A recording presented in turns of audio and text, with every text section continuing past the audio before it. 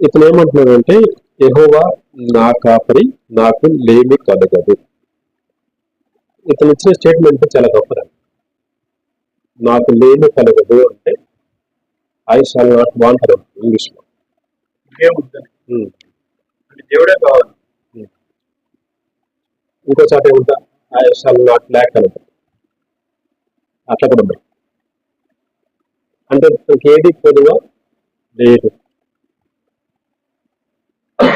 ఈ మాట అనటము అంటే పరిపూర్ణమైనటువంటి స్టేట్మెంట్ ఇచ్చారు అక్కడ. నాకు ఈ ఎక్కువ విషయం తప్ప మిగతా దాంట్లో దేవుళ్ళు కొదవ లేదు అంటే అప్పుడు ఎట్లా ఉండేది? రావం దగ్గరికి వెళ్ళి రామమ్మ నీకు ఏదైనా కొదవ ఉందా అంటే అది కూడా నీకు ఆన్సర్. కొదవ ఉందనిద్దా, కొదవ లేదనిద్దా? కొదవ ఉంది. ఫలము దేవుడు తినొద్దన్నాడు, ఇది కూడా తినమంటే నాకు ఏ కొదవ లేకుండా ఉండేదాన్ని అనేది. అంతేనా? అంటే ఇప్పుడు ఈయన తీర కొదవ ఉన్నట్టుగా ఉంది. కానీ దావీదు అన్నది నాకే పొద్దుగా లేదన్నాడు. అంటే ఇతను అవంకన పైలట్లో ఉన్నాడు, తక్కువ ఉన్నాడు అంటే ఇతను తరం పడుతున్నాడు, శత్రువు తరం పడుతున్నాడు, కన్న కుమార్తె తరం పడుతున్నాడు.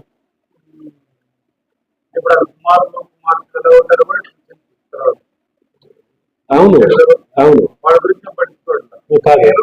నేను అదే ఇతను మైండ్ సెట్ ఎట్లా ఉంచో, ఇతను దేవుని గురించి మాట్లాడుతున్న మాట నాకు లేమి కలగదు అంటే ఇతనికి ఏది కొదువ లేదండి. ఇట్లా కొదువ లేదు అని చెప్పటానికి కారణం ఏంటి? అది పట్టుకోవాలి. నాకేమీ కొదువ లేదని చెప్తున్నానంటే ఒక వ్యక్తి, అతని మాట చెప్పడానికి కారణం ఏమై ఉంటుంది? అది పట్టుకుంటే అదే మనకు ఆన్సర్ కూడా. లేని కలగడానికి కారణం ఏంటి? యెహోవా నా కాపరి. ఇదండి. మీకు ఆదికాండం మొదటి అధ్యాయం మొదటి వచనంలో రాయబడిందంటే ఆది యందు దేవుడు భూమి ఆకాశము సృజించాడు. అక్కడ గాడ్ అని రాశారు కదా, దేవుడు. ఎలోహిం అని రాశారు హీబ్రూ భాష. ఎలోహిం అంటే అది దేవుడు సృష్టికర్త అని చెప్పడానికి వాడిన మాట. ఆదికాండం 2వ అధ్యాయము 7వ వచనం చూడండి. దేవుడే యెహోవా నేల మట్టితో నరుని నిర్మించి వారి నాసికారంధ్రములలో జీవవాయువును వదులుట నరుడు జీవాత్మ. ఓకే, ఇక్కడ దేవుడైన యెహోవా అంటుంది. ఇందాకేమో ఆది యందు మొదటి అధ్యాయం మొదటి వచనంలో ఆది యందు దేవుడు భూమి ఆకాశం, అక్కడ దేవుడు అని రాశారు. ఇక్కడ వచ్చేసరికేమో దేవుడైన యెహోవా అని రాశారు. దేవుడని రాయబడినప్పుడేమో సృష్టి అంతటిని చేశాడండి. దేవుడని యెహోవా అన్నప్పుడు మనిషిని చేశాడు. అంటే మనిషికి వచ్చేసరికి ఆయన వేరే ఇంకొక పేరుతో వస్తున్నాడు. వచ్చినప్పుడు ఆయన పేరు దేవుడైన యెహోవా. అంటే ఆయన తను తగ్గుతూ ఉన్నాడు మనిషి కొరకు. ఇప్పుడు ఈయనేమంటున్నాడు? యెహోవా నా కాపరి అంటే ఆదాముని ప్రత్యేకముగా చేసిన వ్యక్తి దేవుడు, దేవుడే యెహోవా. ఇప్పుడు మనకేమో యెహోవా నా కాపరి అంటే దీని అర్థం ఏంటంటే వ్యక్తిగత దేవుడు, పర్సనల్ గాడ్. నా అంటే అది అందరికి వెళ్ళిపోయింది. నా అంటే నాది ఈ బాక్స్, అంతే కదండి. రైట్. ఇప్పుడు దేవుణ్ణి నాకు వ్యక్తిగతంగా చేసుకోవాలి, అప్పుడు ఆ వ్యక్తికి ఏ కొదవ ఉండదు. యెహోవా నా కాపరి an intimate personal relationship with God. దేవునికి వ్యక్తిగత సంబంధం. Okay, right. నెక్స్ట్ ఉంటే వచ్చింది చూడండి.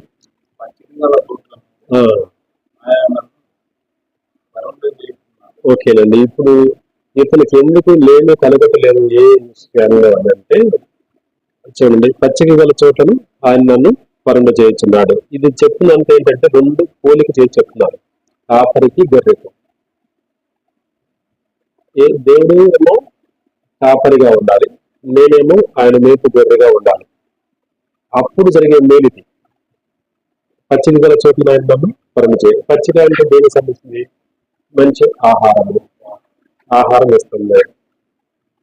పరమ చేస్తాడంటే అది నేల మీద పడుకుంటే ఎట్లా ఉంటుంది, గడ్డి మీద పడుకుంటే ఎట్లా ఉంటుంది? మెత్తగా ఉంటుంది. దానికంటే ఎలాంటి ఒత్తిడికి లేకుండా దానికి కావాల్సిన ఆహారం పొడుకుని తినవచ్చు, లేసే తినవచ్చు. పడుకోవడానికి బాగుంటుంది, దానికి ఆకలి తీరుతుంది. సరే, ఆహారం ఉంది, పడుకోవడానికి ఉంది. ఆయన నన్ను పరమ చేస్తున్నాడు, శాంతికరమైన జలముల యొద్ద నన్ను నడిపించుచున్నాడు. ఆహారం ఉందండి, నీరు ఎట్లా ఉంది? శాంతికరమైన జలములు అంటే అర్థం ఏంటి? Still water. అది స్టిల్ వాటర్స్. ఇవి మామూలుగా ప్రవాహంలో ఉంటే గొర్రె నీళ్ళు తాగేటప్పుడు ముక్కులో పోతే దానికి ఇబ్బంది. కాబట్టి కదలి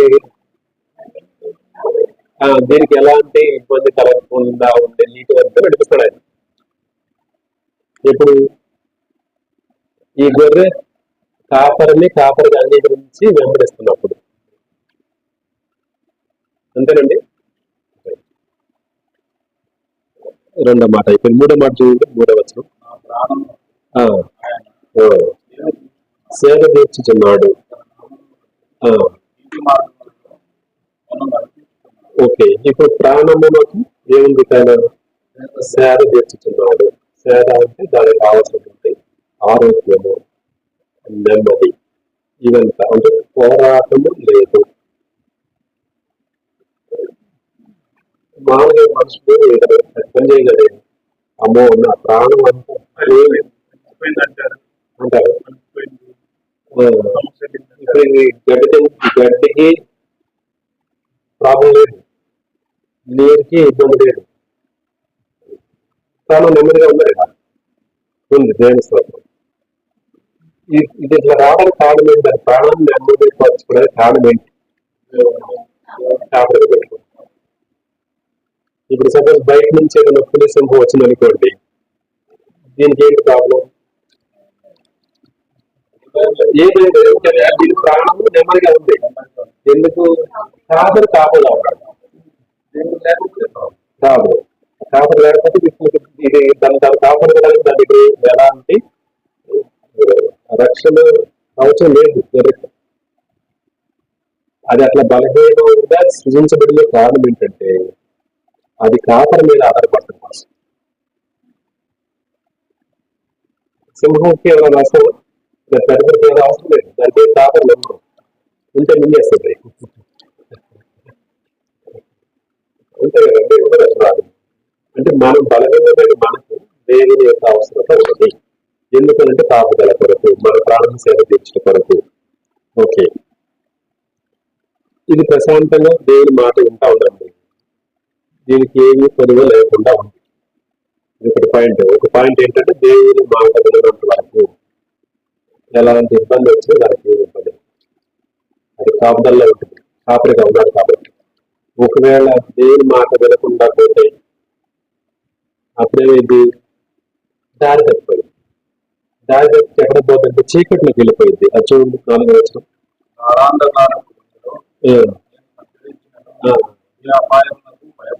ఓకేనండి, ఇక్కడ రాదాం.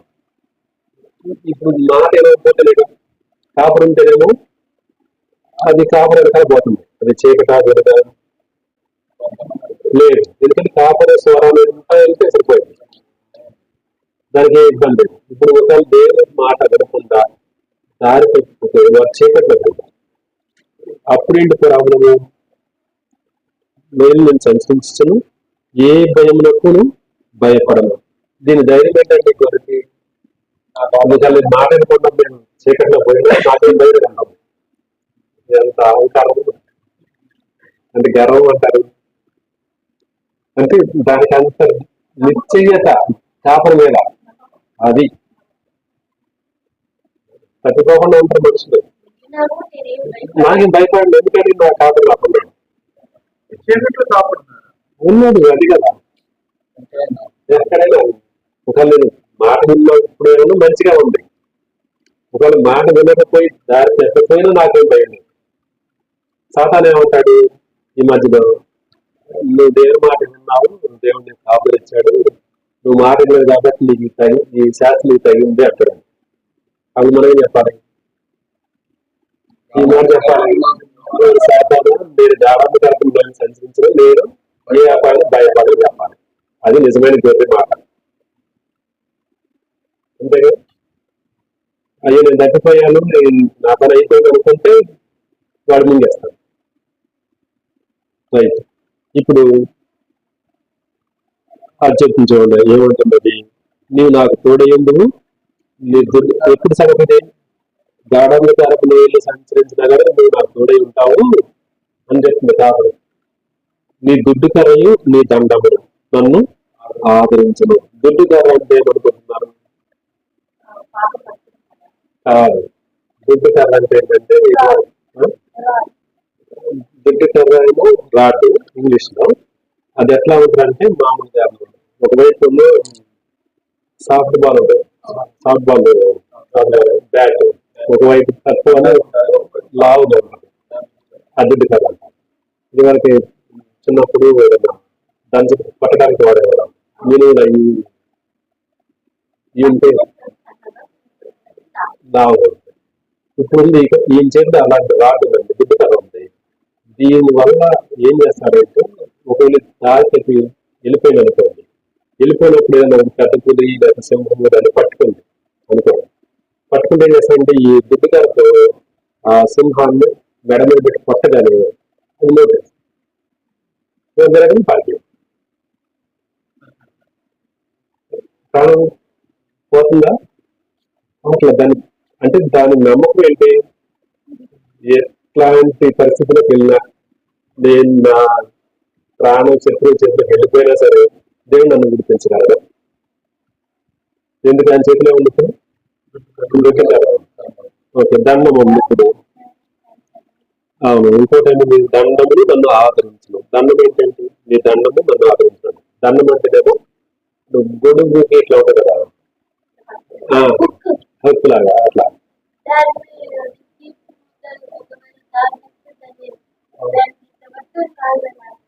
అది ఒకవేళ వెళ్ళే చెరువులో లోయలో పడింది అనుకోండి, ఇతను ఏం చేస్తారు, పట్టుకొని పైకి లాగుతారు. ఇక ఎలాంటి పరిస్థితిలో ఉన్నా సరే దానికి ఎలాంటి భయము లేదు. ఇప్పుడు ఈ కాపరిగా దేవుని కాపరిగా ఉన్నంత వరకు గొర్రెకి ఏ విధమైన అపాయము, ప్రాణాపాయ స్థితి జరగదు. అయితే ఒక మాట చెప్పాలి, కాపరి గొర్రెలు మేపుతారు కదా,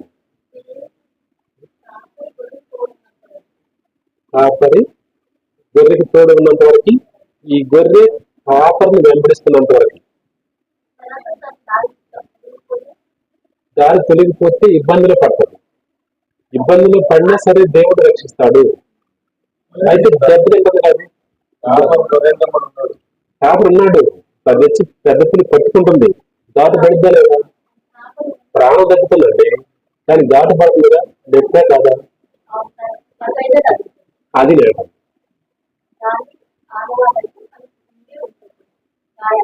ఉంటాయి. అది మీకు చెప్తాను. ఇప్పుడు గొర్రె దేవుడు కాపరి, మనిషి గొర్రె అండి, మైండ్ పెట్టుకోండి. మామూలుగా మీరు బయట చూసినప్పుడు కాపరి ఏం చేస్తాడు, గొర్రె ఎట్లాగే ఉంటుంది. నేను మీకు ఒక ఎగ్జాంపుల్ చెప్తాను. ఈ కాపరి మాట గొర్రె ఎట్లా స్వరం వింటది, అసలు ఎలా గుర్తుపడుతుంది? ఇది ఒక తెలియాలి అసలు. తన గొర్రె కాదు, ఆ కాపరి యొక్క గొర్రె కాదు. ఇది మీకు ఎగ్జాంపుల్ చెప్తాను. నేను నా జీవితంలో ఒకసారి అనుభవం నేర్చుకున్న పాయింట్ ఏంటంటే, నేను మా చేతికి వెళ్తాను, వాకింగ్కి వెళ్తాను సాయంత్రం పూట సమ్మర్లో. సంవత్సరం ఏం చేశారంటే చాలా దూరం నుంచి వాళ్ళు 4 గుంపులు గొర్రెలు మా చేతులు మేపుకొని వెళ్తున్నారు. ఒక కుర్రవాడు ఉన్నాడు, అతను అడిగాడు, ఇట్లా మీ గొర్రెలు మీరు ఎట్లా గుర్తుపడతారా అని.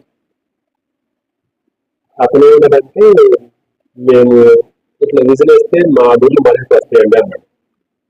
ఈ 4 ఏమో పగలంతా కలిసి మేస్తాయి. ఇది 4 గుంపులు కలిపి పగలంతా మేస్తున్నాయి గడ్డి. 4 వ్యక్తులు ఉన్నారు. ఇప్పుడు గుంపు ఒక్కొక్క వ్యక్తి. వాళ్ళు ఏం చేశారంటే 4 పక్కన ఉన్నారండి. మధ్యలో గొర్రెలు ఉన్నాయి, 4 పక్కల 4 కాపర్లు ఉన్నారు. వాటికి ఏం ప్రమాదం లేదు. ఇంటర్వ్యూ అయిపోతుంది. సాయంత్రం రాగానే ఏం చేస్తారంటే ఎవరి గుంపు వాళ్ళు మళ్ళీ సపరేట్ చేసుకుంటున్నారు. నేను అడిగాను, మీరు సాయంత్రం వచ్చేటప్పుడు మీరు ఎట్లా మీ వాటిని వేరు పరుస్తారంటే 2 మిస్టేక్ వచ్చేస్తాయి కదా. నేను క్వశ్చన్ వేశాను, మీ విజిట్లో ఎట్లా గుర్తుపడతాయి అని అడిగాను. అంటాను దానికి తెలుసు. ఇప్పుడు ఇతను గొర్రె ఇతని విజిల్కి ఎట్లా రావాలి, ఎందుకు వస్తుంది అనేది నా క్వశ్చన్. రిజల్ట్స్ ఉన్నాయి. మరి వేరే దానికి వెళ్ళొచ్చు కదా, వేరే గుంపులకు వెళ్ళొచ్చు కదా. అది ఇలాంటి కలిసి ఆవాసం చేసింది కదా.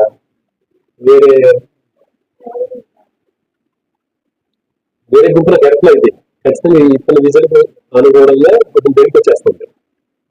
ఇది నాకు అర్థం కాలేదండి, ఆన్సర్ దొరకట్లా. మనం ఏం చేస్తామంటే నాకు తెలియదు, అక్కడ జంతువు మైండ్ లేవు కదా. అది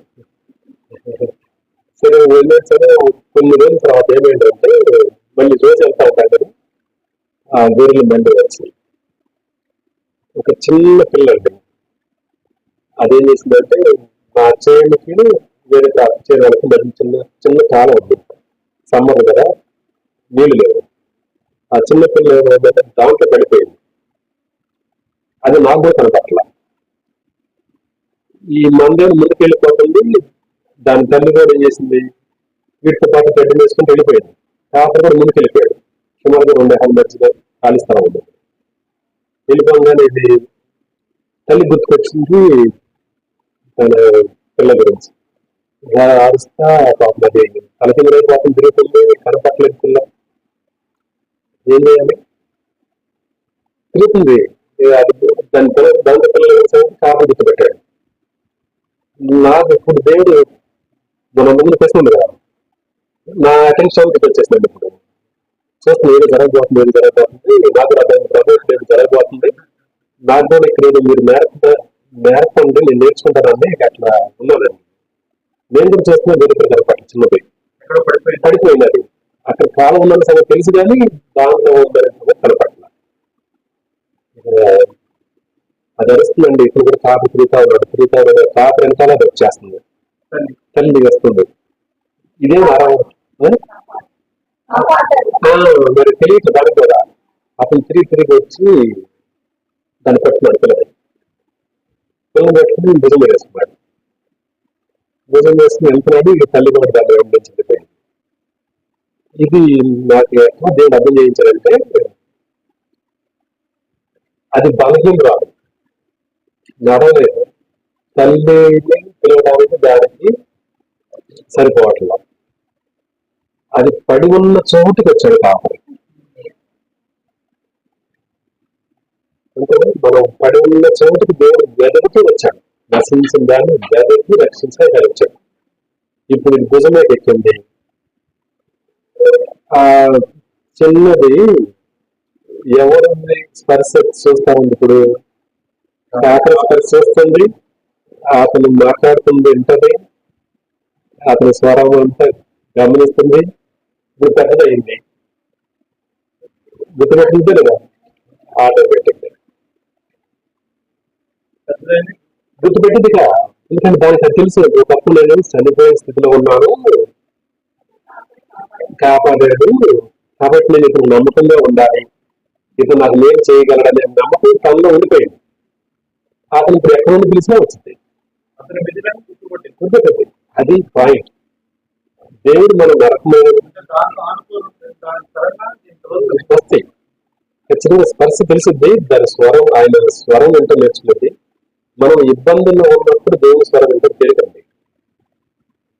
అది పడింది కదా, ఇప్పుడు వచ్చాడు కాబట్టి ఏం చేసుకుంటా, అది భుజంలోకి ఎక్కింది. వింటా నేర్చుకుందా లేదా, ఎక్కువ లేక అది అప్పుడు అర్థమైంది. నా గొర్రెలు నా స్వరం వింటాయి అంటే అర్థం అది. ఆయన పడి ఉన్న చోటికి ఆయనే వచ్చి నన్ను రక్షించాడు. నేను వెతుకుతుంటా వెళ్తే ఆయన నాకు చోట్ల దేవుడు. మీరు ప్రపంచం అంతా మీరు ఏ మతం తీసుకున్నా సరే మనుషులు ఏం చెప్తున్నారంటే మీరు దేవుని వెనకని చెప్తున్నారు. ఒక వ్యక్తి దేవుని వెనక దేవుడు ఎవరికి దొరకడు అసలు. దొరకడండి. దేవుడు వెతుక్కుంటానే మనిషి వద్దకు వచ్చాడు. వచ్చిన ఆయన వెళ్తాడు. ఆయన ఇది కాదు, ఆయన పట్టుకుంటాడు. మనం ఆయన వెతికిన తర్వాత ఆయన నా యజమానుడు లేకపోతే నా కాపరిలో ఏ లక్షణాలు ఉన్నాయి అని భుజం మీద ఎక్కినాక ఆలోచించాలి. భుజం మీద ఎక్కినాక ఆలోచించాలి. అది నన్ను చర్చల స్థితిలో నన్ను ఆయన భుజం మీద వేసుకున్నాడు, ఈయన ఎంత మంచివాడు, అప్పుడు ఆలోచించాలి ఆయన గురించి.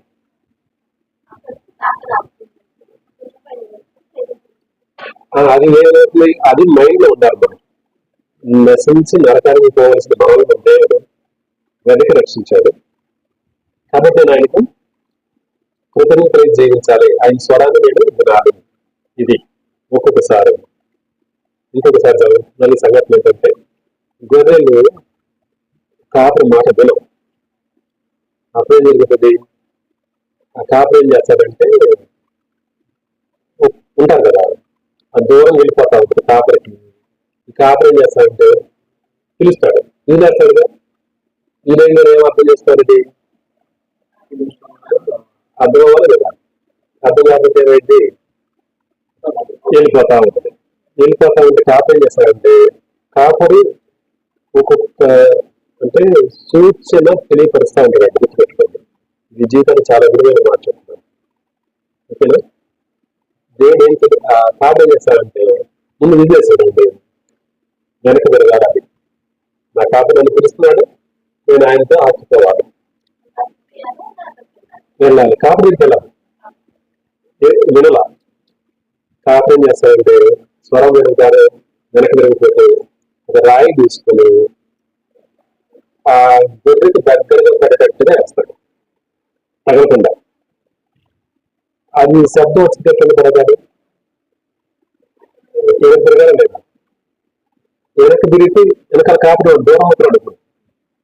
ఇప్పుడు ఇదేం చేయాలంటే ఆ రాయి దూరంలో పడట చూసి వెంటనే కాపరి దగ్గర రావాలి. దేవుడు ఎట్లా చేస్తాడంటే ముందు మనకి మన మీద రాయి ఇస్తాడు. మన చుట్టుపక్కల అనేక విషయాలు సంఘటన చూపిస్తాడు. నేను వీళ్ళని దెబ్బ కొడతాను, మీరు జాగ్రత్త పడండి. వెనక తిరిగితే మనం నష్టపో. సరే, ఇప్పటికీ రాయి వేసరికి దెబ్బ తగలలేదు, తిరగల. ఈసారి రాయి తీసుకొని డైరెక్ట్ గా గొర్రెని కొట్టాలి.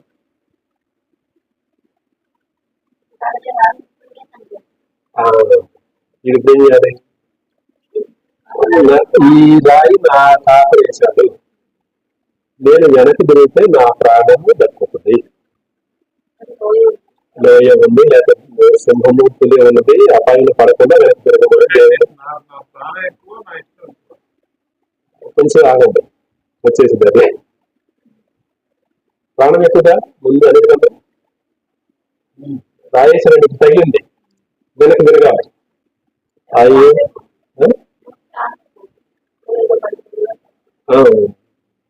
కాపరి లేపుకొని ప్రాణం పోతా ఉంటే చూస్తూ ఉంటుందా? ఆయనకి ఎంత నష్టం అండి? అట్లా పోనీ కాపరి వద్దాం పెరిగి అట్లాంటి వ్యక్తి కాపరి కాదు. నేను చెప్పే కాపరి ఎట్లా ఉందని చెప్తాను. ఆయన చేత కాదు, పోతే పోయి అనుకుంటాడు. ఈ కాపరి గొర్రెల కొరకు ప్రాణం పెట్టే కాపరి. ఇప్పుడు ఏం చేస్తాడంటే కాపరి కర్ర తీసుకొని కాలు కేసి పడతాడు, కాలు ఇరిగిపోయింది. ఇక ఎలా మంది ముందుకు ఎన్ని ఛాన్స్ వచ్చింది? 4 వచ్చింది. క్యాప్ వేసాడు, రాయి ఇస్తాడు, కైలు పెట్టేశాడు, కాలు కొట్టాడు. ఇప్పుడు ఈ జనమంది వెళ్ళగా అప్పుడు ఏం చేస్తాడు? ఆయన వచ్చి మళ్ళీ పడిపోయింది కొట్టాడు, కాలు కొట్టిన దాని ప్రాణము పోకుండా కాపాడటానికి కోసం వచ్చి చేశాడు. ఇప్పుడు వెళ్ళిపోయి గుడ్డ కట్టి తావడ కట్టేసి దాని మీద నీళ్లు పోసి కట్టు కట్టి కుంటుకుందిగా, ఇక నడవలేదు. ఇప్పుడు తీసుకుని గుడ్డ మీద వేసుకుంటాడు. ఇదేమైనా ఇప్పుడు కియో మొరు అంటా ఉంటది ఇక. ఆ ముందుగానే చెప్పినప్పుడు ఇంటే బాగుండేది, సరే అప్పుడు ఏం లేదు, రాయేసాడు కదా అప్పుడు ముందుకే బాగుండేది.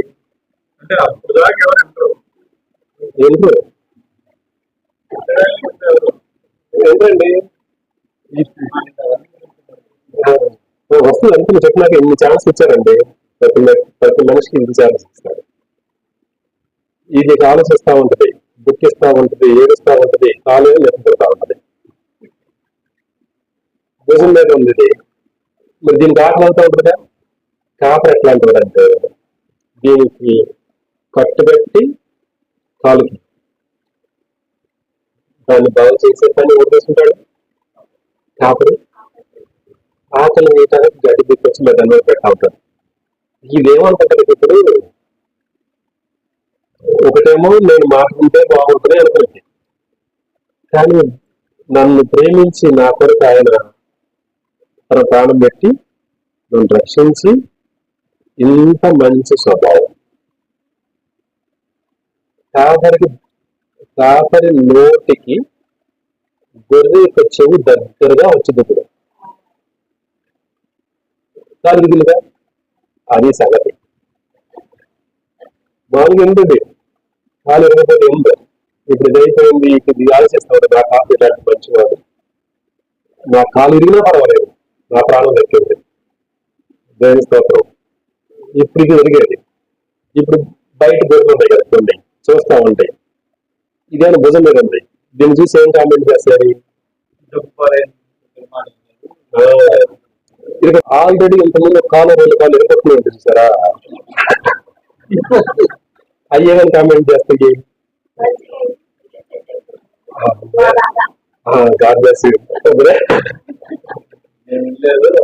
మేము వెళ్ళలేదు, మా కాలు పెట్టినా మా ప్రాణం దక్కింది, ఇదిగో ఈ గొర్రె కూడా కాలు పెట్టిందంటే దీని ప్రాణం దక్కింది, దీని ప్రాణం కాపాడాడు ప్రభు మీకు వందనలు అని చెప్తాం. ఇంకే చెప్పేది. మన వేరే వాళ్ళు కామెంట్ చేస్తున్నారంటే అర్థం ఏంటంటే కాలు కొట్టుకొని ఉంటారే, అది అది ఎప్పుడో కొన్ని నిబంధనలు ఉంటాయి, ఎరగొట్టించిన కామెంట్ చేయవు. ఇప్పుడు సపోజ్ మీరు సపోజ్ మీకు ఇబ్బంది ఉన్నారంటే ఆల్రెడీ మేము ఆ ఇబ్బంది నుంచి బయటకు వచ్చాము, మీ గురించి మేమేం కామెంట్ చేస్తాం? మా కాలు అదే ఇంటికి పోయాం, మీ గురించి ఏం కామెంట్ చేస్తాం? కదా, ఇదేం మాట్లాడతాం? చక్కిన బాబు వీళ్ళు బాగుపడతారు, దేవుడు గమనించారు, వీళ్ళు వేసుకున్న కాపరి భుజం మీద ఎక్కారు, వీళ్ళు వీళ్ళకి ఏ ఇబ్బంది లేదు అని మేము నమ్మక దేవుడు సిద్ధిస్తాము కదా, అది జరుగుతుంది. కాబట్టి ఇప్పుడు దేవుడు అవకాశం ఇచ్చినప్పుడు లోబడి ఆయన పెట్టింటే అమ్మ నాన్న పెట్టరే, నేను పెడతాది, నేను అదేంటి పెట్టా, ఇదేంటి ఏంటన్నా ఇదేంటి ఎట్లా మామూలుగా గొర్రె పెట్టించిన గొర్రె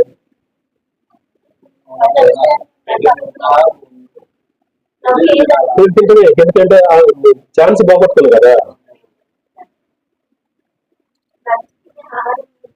అప్పుడు అవకాశం పోగొట్టుకుని నాకు కావాల్సిన రాళ్ళలా కావాలి పెట్టేస్తుంది.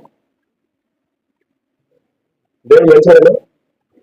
దేవుడు అది మేలు చేస్తాడన్న, ఆయన మనల్ని ప్రేమించి గాయపరుస్తాడు. ఓకేనా? రైట్. ఇప్పుడు మన పాయింట్ ఏంటి? ఒక మాట తప్పిన ఎట్లా తీసుకురావాలో ఆయన తెలుసు, అంతేనండి. పోగొట్టుకుంటారా? కాపరి పోగొట్టుకుంటే పెరిగిపోతే ఆయనకి ఎంత ఇష్టం, ఇంత పెంచుకొని ప్రేమగా దానికి కావాల్సింది ఇచ్చి ఈ కాపరి మంచులో పడుకుంటాడు, ఏళ్ళ తిరుగుతాడు బాబు, ఇన్ని ఏకలు బడి గొర్రెలు పెంచుకుని శత్రు కప్పలేడు కాదు కదా. కాబట్టి దేవుడు ఎల్లప్పుడూ మంచివాడు, ఇది మనం గ్రహించాలి. అది మనం చేస్తుంటే ఆయనతో వ్యక్తిగత సంబంధం కావాలి, అప్పుడే త్వరగా ఉంది. సరే చూడండి, సింహాలు దాడి చేసిన ఆయన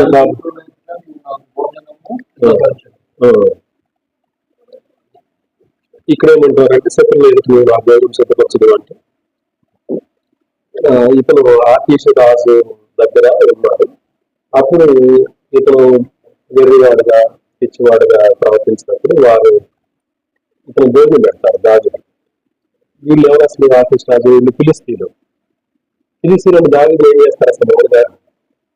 ఎందుకని అప్పుడు గొలియాతును చంపాడు కదా, కాబట్టి మొదటి నుంచి శత్రుత్వం ఉంది. అలాంటి శత్రువు ద్వారా ఇతను భోజనం పెట్టబడింది.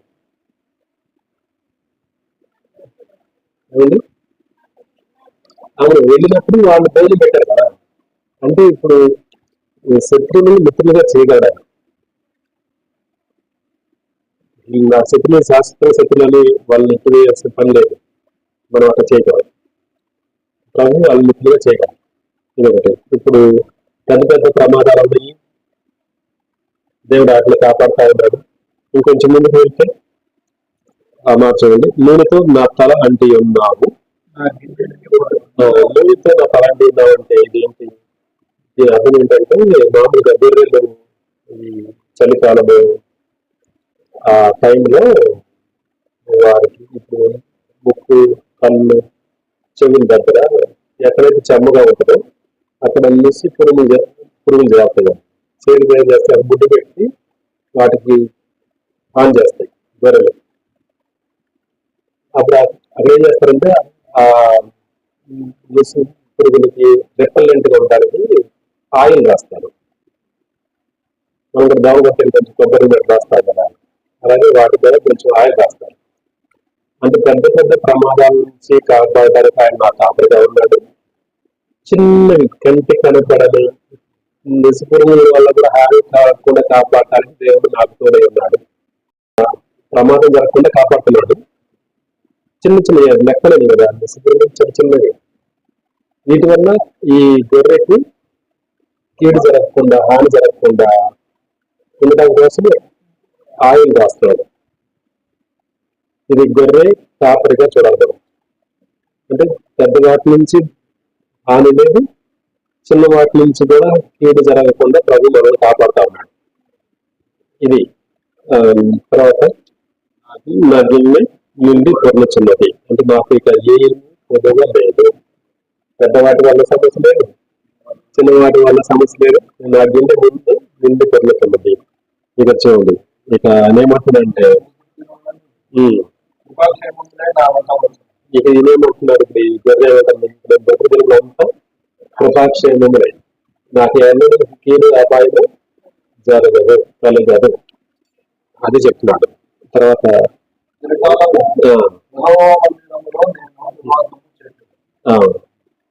ఇప్పుడు ఈయన చివరి గమ్యం ఏంటి?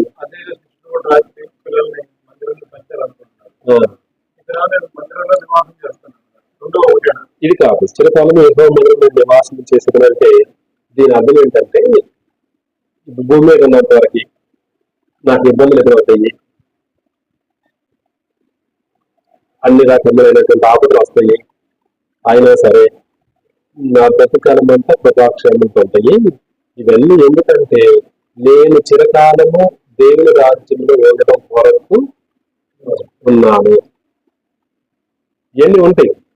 వీటి కొరకు నేను ఆ యుగ యుగాన్ని జీవించి ఆ రాజ్యంలో ఉండగానే పోగొట్టుకోవాలి.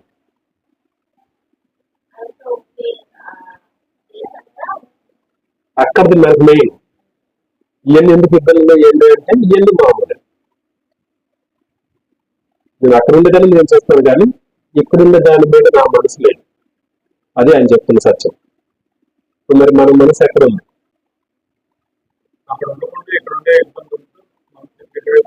తిరుగుతాం, తేడా చేస్తాడు. ఇంకా ఇక్కడ ఇబ్బందులు తలపులకు అవుతుంది. మీకు అసలు బయటకి ఏం లేదా? మీరు బయట మీరు గమనించి చూస్తే సూసైడ్ చేసుకుంటా ఉంటారు కదా వాళ్ళు. మంది వాళ్ళ ఉద్దేశం ఏం చేసిన ఇక నాకు భవిష్యత్తు లేదనేదా? ఇక్కడ ఉండలేదు. సపోజ్ ఒక ఆయన నాకు ఇక్కడ ఫోన్ చేశారు, చనిపోతే ఏమైందండి అని. చనిపోతే సూసైడ్ చేసుకుని చనిపోతే ఏమైందంటే నరకానికి పోతావా? అసలు ఎందుకు చేసుకోవాలండి అన్నది. మామూలు ఎందుకు చేసుకోవాలంటే మరి ఇక్కడ బాగా పడలేకపోతున్నామండి అన్నాడు. మరి చనిపోతే నరకానికి పోతారండి, ఇక్కడి నుంచి బాగా తప్పించుకోవడానికి ఏమన్నా చనిపోతున్నారు. నరకం నుంచి బాగా నేర్చుకోవడానికి వేరే చదువుతున్నారు, వేరే ఇంకో స్థలం లేదండి అన్న.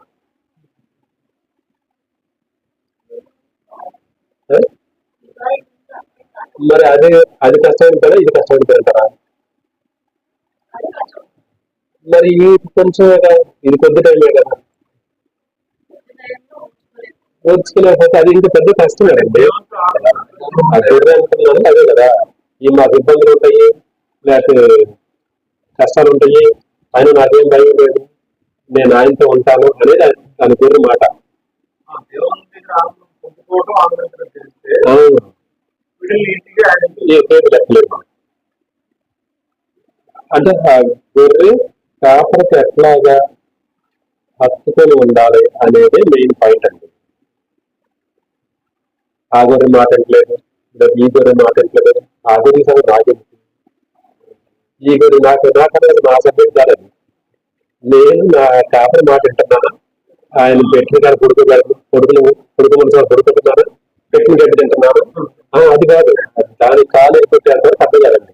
సింపుల్ గా ఇది ఫార్ములా, బేసిక్ ఫార్ములా.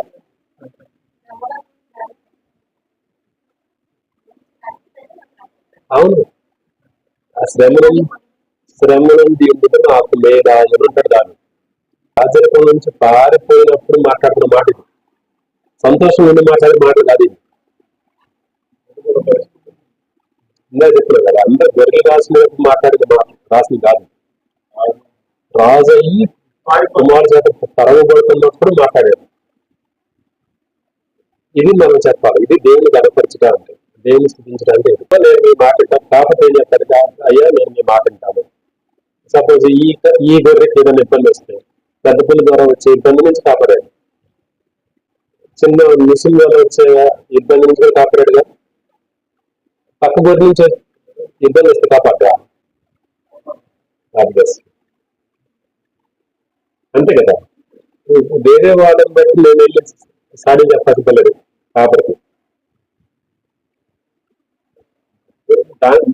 నా పని కాదు అసలు, ఆ కాపరి ఆ గొర్రె ఆలోచన చేసుకుంటాను. నా పని అంటే నేను నా కాపరికి నమ్మకం చెప్తాను, ఆయన పెట్టి నేను వినాలి. నా కాపరి చేత మంచి మంచి గొర్రె అని అనిపించుకుంటే చాలు. అది రావాలంటే ముందు నేను వ్యక్తిగతంగా దేవుడితో సంభాషించాను.